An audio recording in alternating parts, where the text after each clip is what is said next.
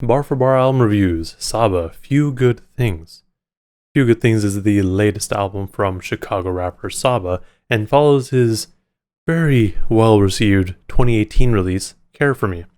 As it's been about 4 years between releases, this album you could say is pretty highly anticipated. And, for good reason. Saba's one of the best artists out right now, in my opinion. With this album, Saba made it very clear what he wanted the listeners to gain from it. Because, you could put him into a box, or he feels like he could be put into a box at times, as a rapper that typically raps about drama. And while that may be true, it's also important to note that what he raps about could be applied to things beyond that.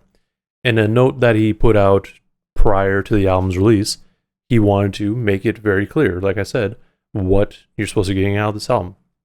And aside from him really just saying, I want you to actually listen to it, he made it clear that this is going to be going through a lot of, you could say, like the Black experience and issues and things that happen in his community and his culture. And throughout the album, that's exactly what we get. There may be trauma throughout it, which, that's kind of part of it, but there are also points at which it's just joy and happiness throughout. Like, it's not limited to just his particular trauma. And all these events and things that happen throughout the album that he mentions aren't necessarily strictly applied to him. Those things that happen can be applied to damn near anyone. And we start to see that almost immediately with the first couple of tracks. Free Samples, it really just kind of leads you into the album and, solid intro track. But then we have One Way or Every N-Word with a Budget. And, that track, you basically hear him talking about how one way or another you're going to make things work.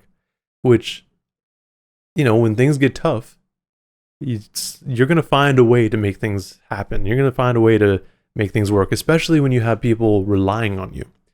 And that's something that could be applied to a lot of people, not necessarily just Saba or people in his community specifically. It can be applied to a lot of people. But going on, you have tracks like Survivor's Guilt, which, if you're not aware of what Survivor's Guilt means, it tends to be applied to people who were in a not so great situation, or a situation that others can say is not great, and they just got up out of it. All while people who are still there still have to deal with it. So you have that guilt of surviving that and, making your way out, but you still know people who are dealing with it. And it's like all these tracks are not just talking about him. Like, these are things that, if you just kind of throw it on and listen to it, you're going to get like, oh yes, he was talking about himself. He was talking about all these things that he's been through, and, it is what it is.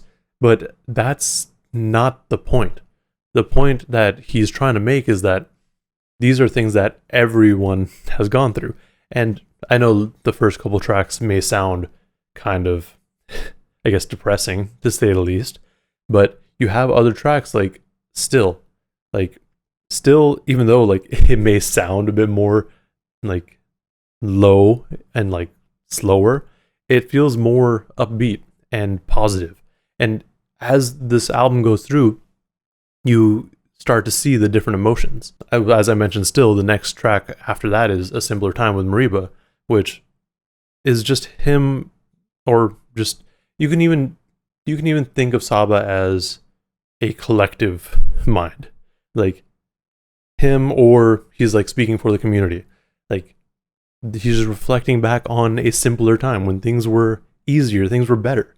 Like, there's just so many varying emotions that you get throughout this project. And with all those varying emotions and themes that get brought up, it's very interesting that he was still concerned that people would think of him as like a trauma rapper or whatever you want to call it.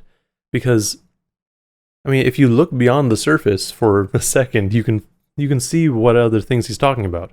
Now, I don't want to go super in depth with all these tracks because, like Saba mentioned in his note, he wants you to listen to it, and that's what I'm urging you guys to do too. Like, yes, I'm going to review it as a whole, but I'm not going to go in and kind of explain everything to you. Like, I want you guys to listen to it too. And if you want a full breakdown of the whole album, I can do that too. But the purpose of this is more just listen to the album. Beyond that, I mean, you have other tracks like 2012 and the closer track, Few Good Things, which they're great closers to the album. Like 2012 is, it's kind of like those, that's the type of track that Saba really shines on. It's kind of like a storytelling track, enough to the point where you can follow everything he's saying. And then with Few Good Things, with Black Thought, like just having Black Thought on your closing track is a cheat code. Like, all right, you're going to get every hip hop head to listen to it. But both of them do a great job. And the track is 7 minutes long. It does have a bit of a break after Black Thought's verse, where it's almost like Saba comes back in at the end with like a delivery that makes it feel like a freestyle, which I totally love. But it's such a good outro. Before I have my closing thoughts on this album, it is also important to note that along with this project, he released a short film. Now, the short film is now available for everyone on YouTube, so check that out. I'll keep a link in the description. But with that short film, you get a lot more context. With the short film, essentially what you're getting is scenes and like snippets of what we can assume to be Saba's life growing up, but also just things that are currently happening in his neighborhood. So throughout that, you're also getting basically like a voiceover of a conversation between Saba and his grandfather. The gist of the conversation is that Saba's grandmother had gotten a loan for a house, which back then, I think he said it was like the 50s, for a black person to get a loan in West Side Chicago for a house, it was pretty rare. It might have been the 60s now I think about it too, but don't quote me on the exact date. But one, that was a rare thing. And two, the neighborhood that they moved into was predominantly white at the time. So they were really just one of, if not the only, like black families in that neighborhood. It is also important that he brought up this house and the story about it because it was essentially like a hub for the entire family. Like that's what held the family together. And after his grandmother's passing, they eventually did sell it. And it sounded like they started to, like the family, started to drift apart a little bit. At that time, it sounds like everyone had a bunch of kids. And the only time that Saba really reconnected with the rest of his family was when Walter passed away, his cousin, which we heard about on Care For Me. It's crazy. Like, you don't really think about it, but that's how a lot of families are. Like, there's generally the grandma's house or grandpa's house where everyone goes, gets together, and then when they pass away or when they sell the house, like people don't really get together anymore. So that's one part of it.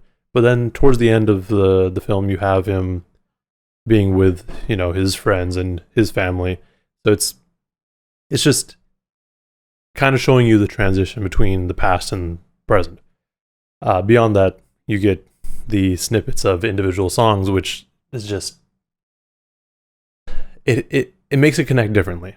I mentioned this before on a podcast, I think, but a lot of times, you know, if you don't really understand a song or if you want to really understand it better, if there's a video for it, that video will do, like most of the time, will clear up any sort of questions or concerns you may have regarding that track or the album even.